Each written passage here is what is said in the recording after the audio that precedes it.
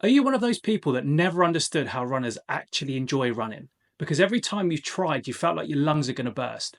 You get out of breath quickly and you hated every second of it. Or running just hasn't quite clicked for you yet, despite you giving it a good go. But what if I told you that there were some real simple steps you could take to turn you into one of those runners that requires less effort and less willpower than you're currently putting in to actually make it happen? We're going to talk through how to fix it so that you can enjoy running for longer without getting tired and turn you into a happy runner.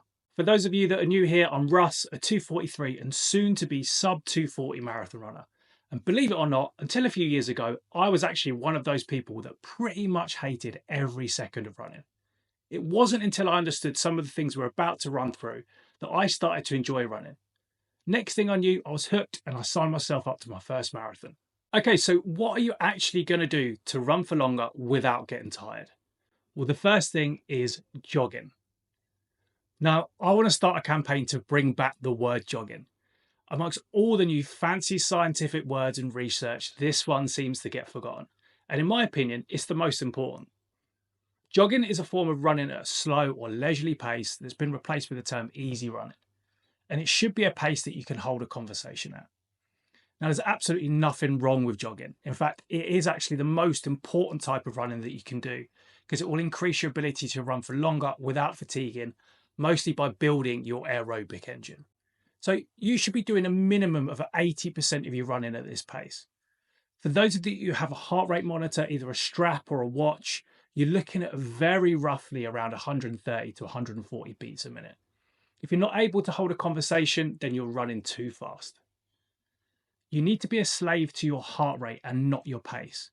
As there's so many different factors like heat, how well recovered you are, dehydration, all those types of things that can affect your relative effort to pace. So slow everything down.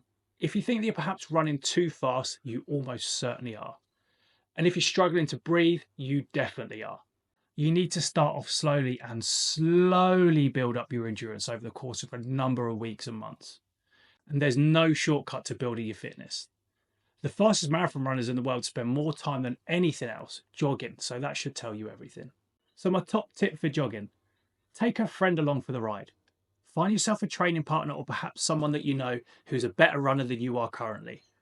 These types of runs will be beneficial to them too, so don't feel like you're slowing them down. I hear that a lot. Oh, I feel like I'll slow them down. I don't want to run with them. Guys, it's a great opportunity to have a chat and a catch up.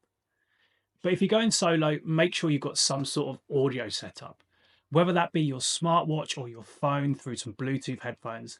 You can enjoy your favorite podcasts and albums to really boost those enjoyment levels. It's tough if you raw dog it. Okay, so next up is volume. And I think that it's important that you want to focus purely on time spent running, not distance at the early stages. Distance implies that you're measuring yourself on pace, not effort. And remember that you're trying to keep everything at that jogging, easy, conversational speed. And that pace might change from run to run and week to week. So your distance might change too. Once you get into the swing of things and you're able to be disciplined enough, then that's the time to start thinking about distances. Establish a running routine of between 3 to 4 times a week to see the fastest results. And it should go without saying, and it's pretty common sense, that the more you run, the faster and fitter you'll be. And that also speaks true in the research as well. The rule of thumb is to increase your volume or time by 10% a week so that you're not stressing the body too much too soon and lead into overtraining and injury. But if you're starting from scratch, you might find that you can increase this percentage slightly more as your body's got a good way of adapting short term. But the more you're running, the more you should bear that in mind. If you're doing a lot of mileage and suddenly jump up 20%, your body will definitely know about it. So my top tip for volume is to trust the process and stay disciplined.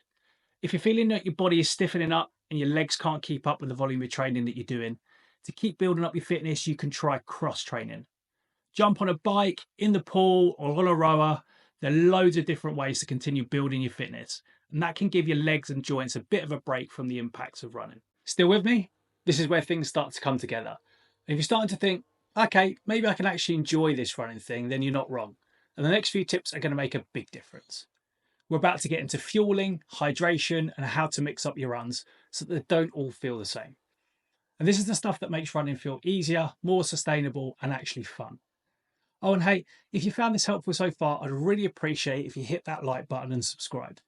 It helps the channel and means that I can keep making more videos like this for you. All right, so fueling. Believe it or not, when we're jogging, we're predominantly burning fat. And whilst it's okay to do some shorter running in a fasted state, the longer that you run, the more carbohydrates you're going to need. And I'll always fuel my longer runs or harder sessions, but sometimes I'm not able to fuel for my jogs and easy runs because I'm already getting up at the crack of dawn and I just don't have time.